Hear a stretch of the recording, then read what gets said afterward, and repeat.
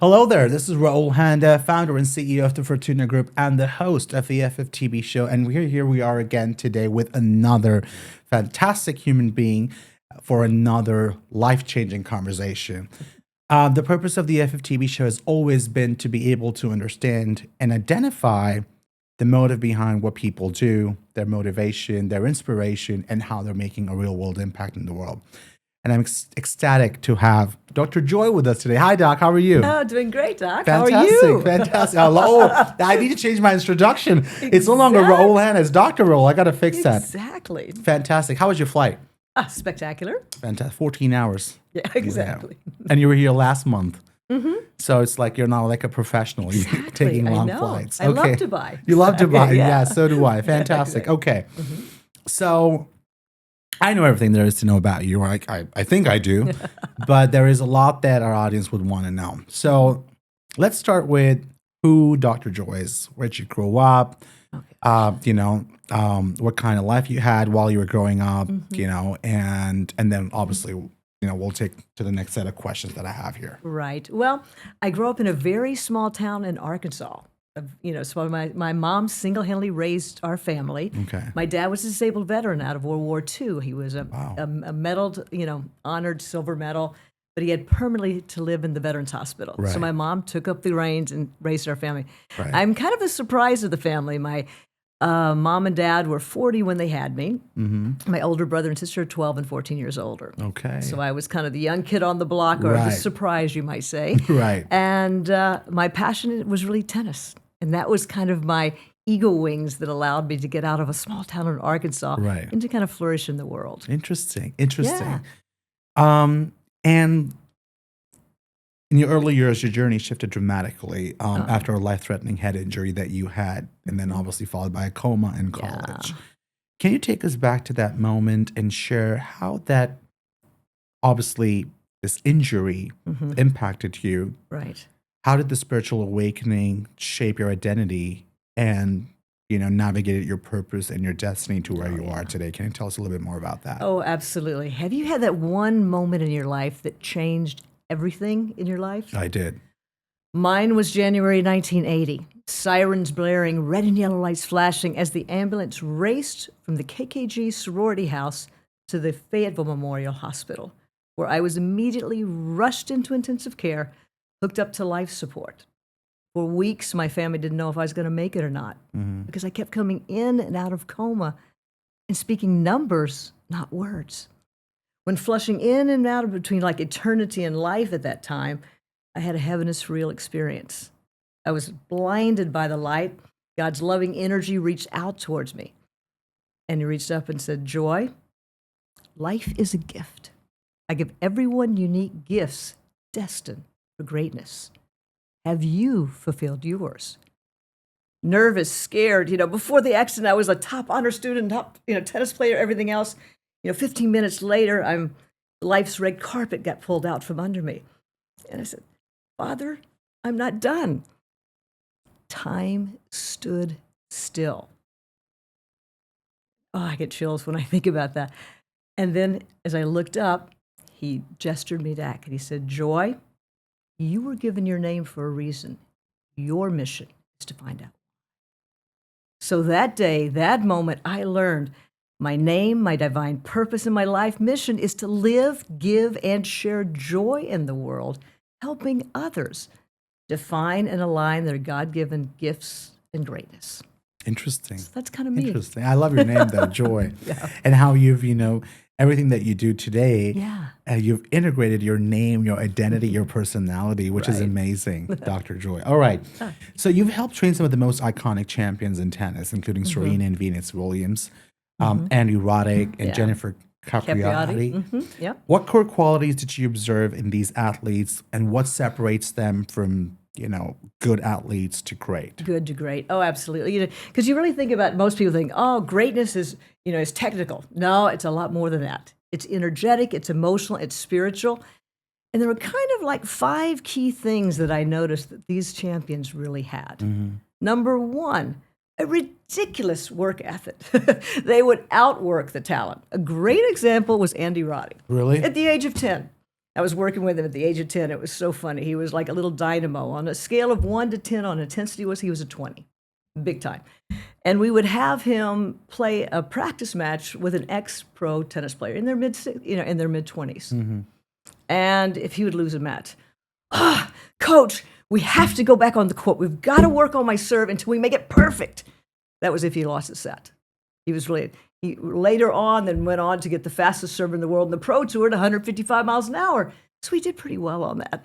But that was that, ridiculous work athlete. Interesting. A follow-up question. For anyone, any athlete in any sport, what's more important, attitude or technique? Oh, attitude. Why would you say that? Well, the key thing is that intense burning desire. That's the fuel. As you know, it's the fuel that fires you up every single day. When you're flying all over the world and doing all the things and all the different things, but you love it. It's that passion. It's that love. The technique, yes, that is important, but that's second. But it's that intense burning desire, that attitude, and that willing that you can do, which kind of gets us into the second thing that I was going to tell you about, is like unshakable belief. Right. They're the players that know that they're champions way longer before the world ever sees it. A great example of that was one of Venus's favorite sayings. And her saying was, you have to believe in yourself. When no one else does, that's what makes you a champion. You look at Venus, her situation with her health issues. Yeah, absolutely. She almost died. And then she's fought back. Look at her now at her age, in her 40s, and she's going back and still playing. Yeah, absolutely. And Serena might be coming back too. It's kind of interesting. Really? Yeah. That'd be fun to watch. I know. Yeah. But exactly. Interesting. So, that on that.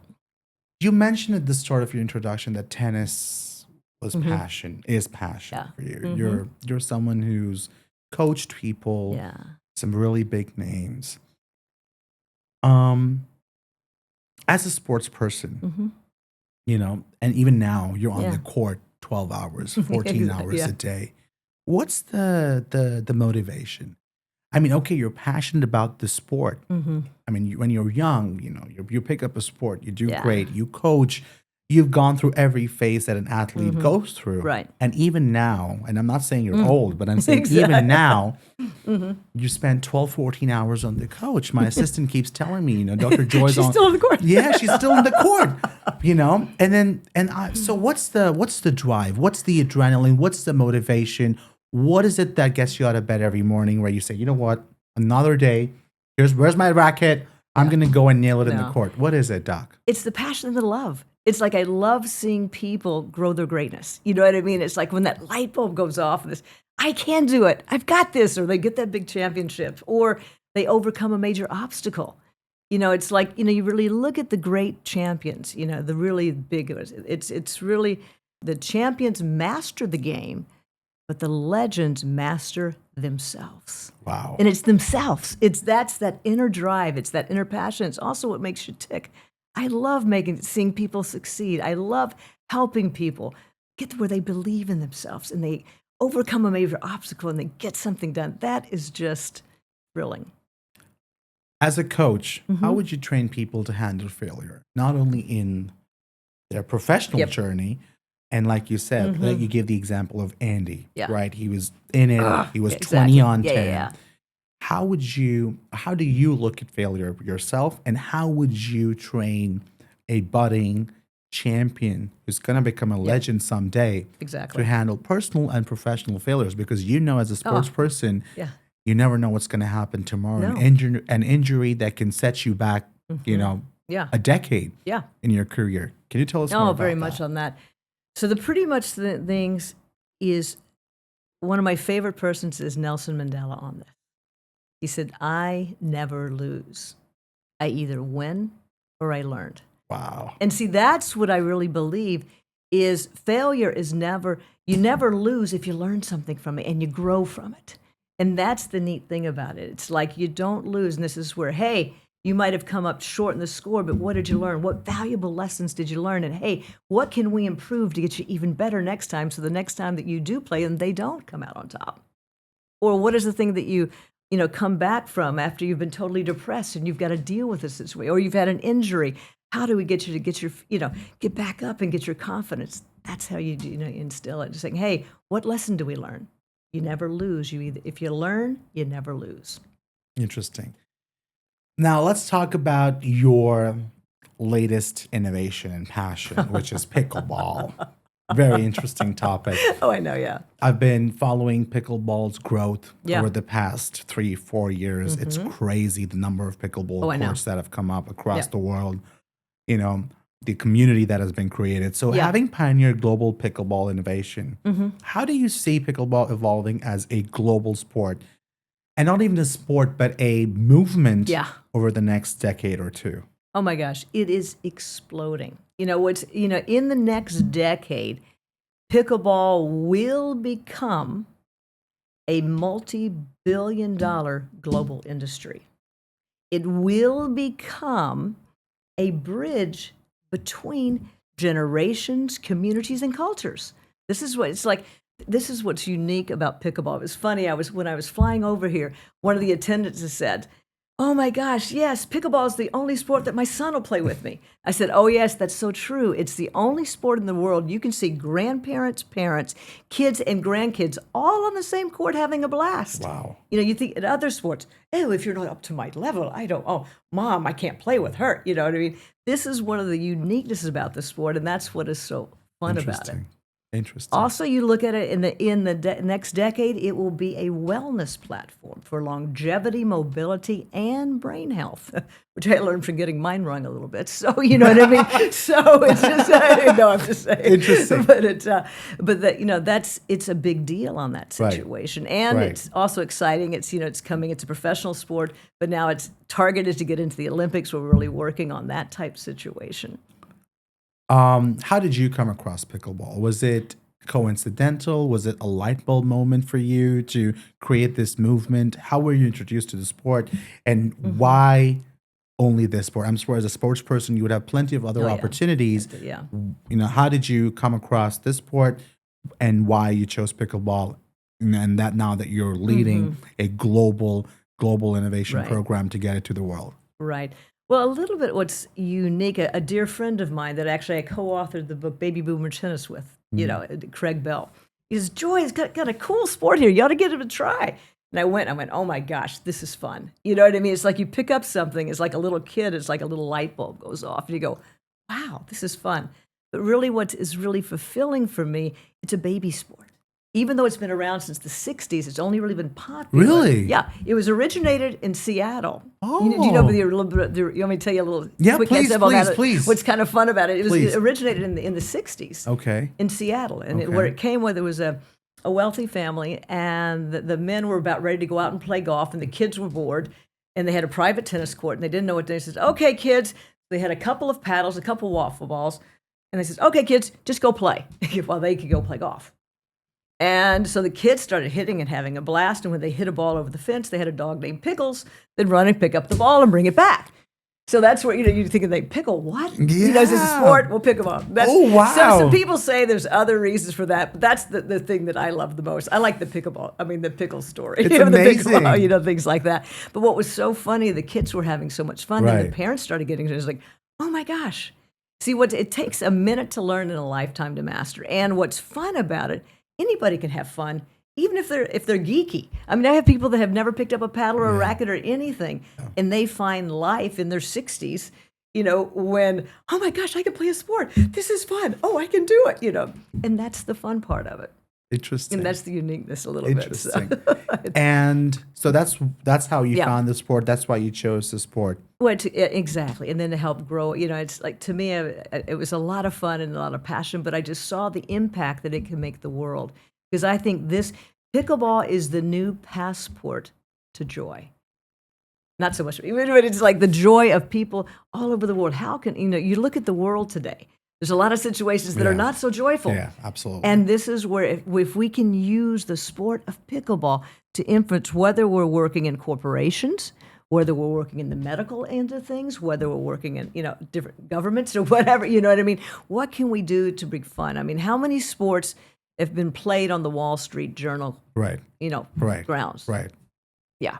So that's kind of the uniqueness about it. Interesting. So let's talk about you as an entrepreneur. You have three very distinct global performance brands, Joy of Sport, Joy of Pickleball, and Joy of Quantum Sport.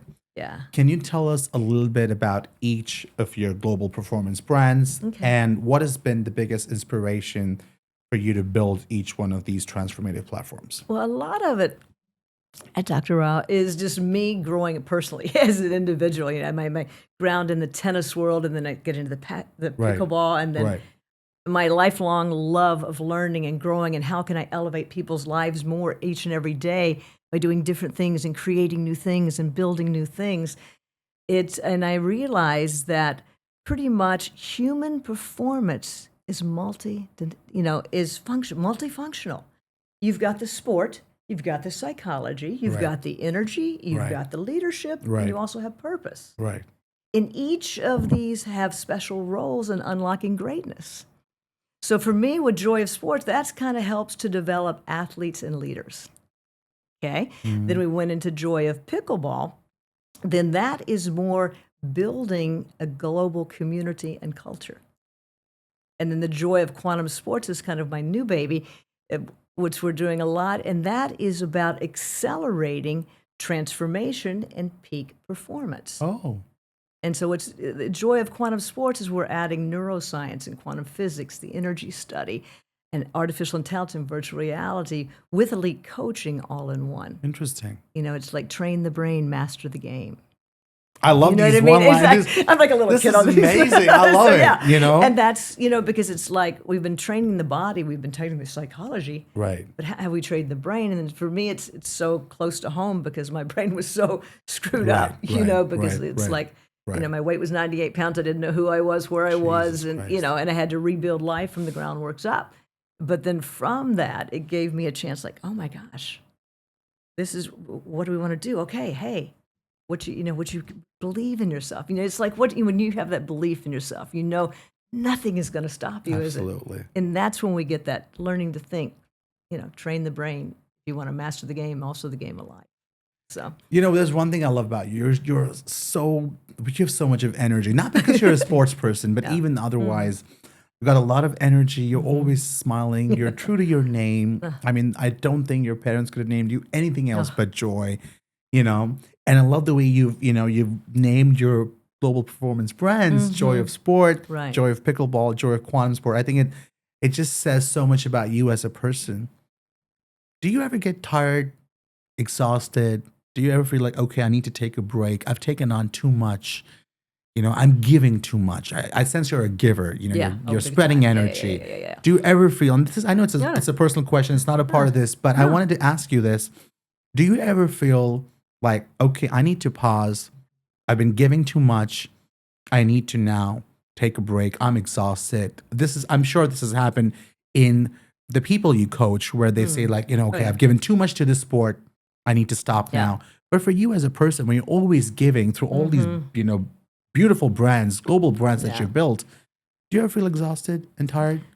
A couple of times, yes, I might want to unplug and have a spa week or something like that and to get a little time. But it's like when you love what you do and when you can make a difference and you can feel that that something, you can better people's lives. It's like pretty much the Joy Trilogy was really built. It was designed to help people, all over the world to live at their highest level, whether it's on the court, in the boardroom, or in life. Right. And that's where it keeps growing and evolving. The reason for me I still have so much energy is it's like I keep enjoying growing with it. And I say, are there new ways? And that's when you keep growing and expanding, it doesn't get boring. You have fun. You think, gosh, how do we move it to another level? Then it becomes fulfilling and you see that you touch more lives and you make more of it. That's the fun part of it. So I know that you've also done, leadership training programs for some really big organizations. In your MBA leadership training program that you did for the NBA, the WTA, and the WWE executives, what leadership principles do you specifically emphasize or focus on, which are really important for high stake or high pressure environments? Well, since you like that, you've got to have purpose over position. So many people think, hey, my title is this and whatever. Purpose is what matters. Right. And you've got to have clarity over chaos.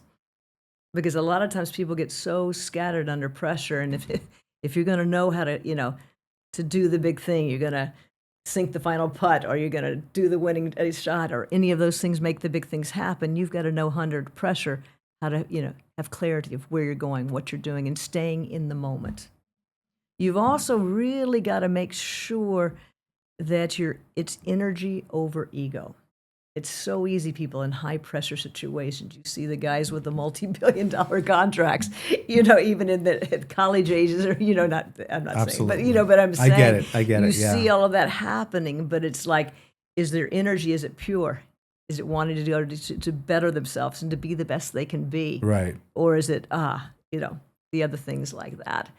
And it's also the purpose over pressure, to know who they are beyond the score.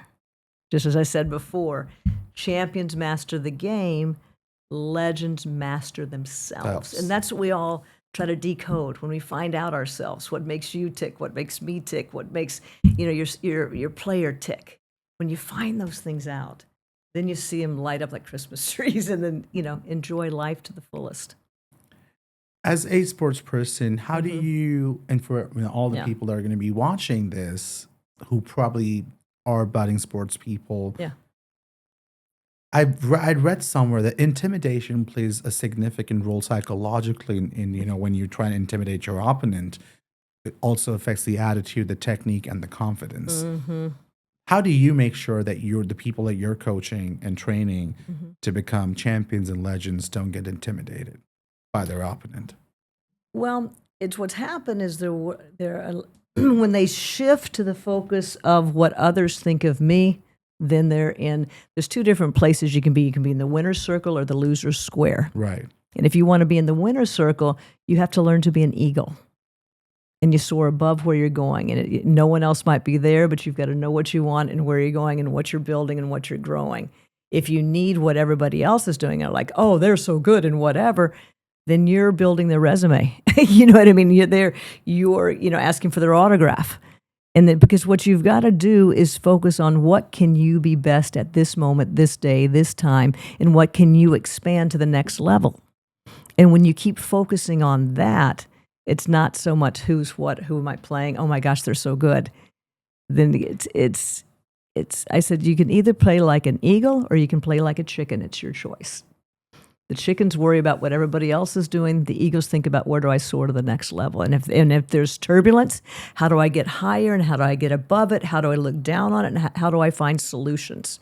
Because everyone has challenges. We're all every champion has to know how to pick themselves up from the dust when everything goes down. But you've got to think, okay, if the going gets tough, where am I going, and what am I going to do to solve this? And when you can get that mindset, you can find the solutions. Interesting. So, I mean, I'm not someone who follows sports that often. Okay. But I've seen a lot of not only champions and legends, or their opponents who they've always had issues with. But I've seen over a period of time that when you become successful, not only in sports, right, but with senior executives as well, right, they get cocky. There is ego. That's exactly right. They ego, start forgetting how to be kind, and then you have people, obviously, who happen to be very kind. Like Serena Williams is known to be kind. Roger Federer is known to be very kind. Exactly. From what we see. Yeah. What is your perspective or your take on this, and how do you, as someone who's running 3 global performance brands, sort of add the kindness aspect of whatever it is that you do in terms of sports? How do you sort of manage that? Because I've seen that, especially in sports, when they become too famous or too successful, they sort of, there's a before and after. And the only difference that they have is that there's no kindness that's left in them. Exactly. And since you spoke about ego, when you're doing your MBA executive training, I wanted to sort of bring this back to how do you instill or ensure that even though you may become a champion or a legend or a CXO or whatever, you're still kind. Yeah. Because you always want to treat others like you want to be treated. And in a situation, if you want to lead, you have to first lead yourself. Right. And that kindness is that you've also got to be kind to yourself. And you got to be kind to others, because if you're not kind to others, it comes back really hard on you, and you dig your own grave. And it's a situation where if you can lead with joy, it's not, you know what I mean? It's kind of funny. But it's like the joy factor. What do you do to make it good? If something was not good, how do you make lemonade out of lemons? And if someone, if you've made it to the top and you think, oh, well, they're not in my level and whatever, then the day we stop learning and the day we stop listening is the day you stop leading. It's like learning and listening. These are two things, because you've got to learn from everybody. Because when you see things from other people, you understand more about yourself. And that's like I knew from rebuilding my life. It's like, oh my gosh, you look at other people and see what they're doing. You look at the best in the world and what are they doing, and wow. But look at the people at the top that stay on the top, and people that are, they're legends forever, for many, many decades down the road. But they're the ones that are the kind. They're the ones that are honest. They're the ones that build others up. And if it's when you try to build yourself up, that's when you're ready to take a nosedive, into what I call the loser square. You know what I mean? If you want to get in the winner's circle and stay in the winner's circle, you also want to help build everybody else up in the same process. And if you can build up and honor saying, hey, someone else, gave you a challenge, or they almost beat you, say, man, your game's really coming on. Wow. Right. I mean, this was tough. I felt good that you know what I mean? And when you can come with a little bit of humbleness and keep growing and want to keep learning, because it's learning and growing. See, it's not the end result. It's the progress. What is the most exciting in life is our progress. Absolutely. It's not the process. That's one of the things that, with the MBA guys, it's always, progress, not perfection. That stuck so many people up. They think, well, I've got to be perfect if I'm going to do this. No, none of us are. We've got to figure out what do we do to get better every day. Interesting. Mm-hmm. You were here last month with some amazing women. And men. The joy and men. Exactly. The joy of pickleball group. Yeah. A concept which I didn't know existed, where you could have fun, explore a country, play your favorite sport, make some friends for life and memories for a lifetime. Exactly. Can you tell us more about how did this come to your mind? And if someone wanted to be a part of Joy of Sport or Joy of Pickleball or Joy of Quantum Sport, how can they reach out to you? How is it that they can be a part of your community, basically? Oh, absolutely. Well, what was fun, this was kind of a dream. I mean, Dubai was kind of on my bucket list for many years. And I worked for a couple years to get the right program and to different things. And I also thought, gosh, I would love to create something different. And I said, what's never been done in the world? I said, no one has ever played pickleball on a camel. And I did it. Wow. And I've got a video of it, too, if you want to see it. I'd love to see it. I'd love to see it. Yeah. And I just said, that would be fun. And Dubai has been my hot spot. And I've got to figure out a way to do that. And that was kind of like a dream. And I said, gosh, if Dubai is really my bucket list. And I knew that pickleball was just growing. I mean, there's only two little facilities, a 4-court and a 6-court facility. That's it. Yeah. But it's growing, and I want to see it to grow. And how could I do something that helps it grow? And I said, gosh, this could be fun. And then so now it's so cute, because the people that are in my group that came that week, they just says, Joy, wherever you want to go, we're there. We're going to bring more friends. Here's what we want to do. So right now we're thinking about Thailand and maybe Egypt in 2026. Or a couple Thailand of fun. Would be fun. I'd love to join you in Thailand. Oh, I'd love you to. Oh, yeah, that'd be fun. I'm actually exactly. Yeah. So we're working on that. So, interesting. Yeah, but see, what's neat about it, I want to get it. You'll see a lot of the other pickleball trips. They're very good. They do their things. They have their own things. But you know me, I'm a little bit of a different bird. I really want to see a lot of sightseeing too. Right. Because they'll say, okay, here's your pickleball, and then if you can go sightseeing, you do what you want. What was so fun, because we were jam-packed. It was I saw the schedule. I saw the schedule, and I was like, where am I going to meet her? There's absolutely no space. The only time we had was at the Atlantis before we had dinner. Yeah. The last night. I know.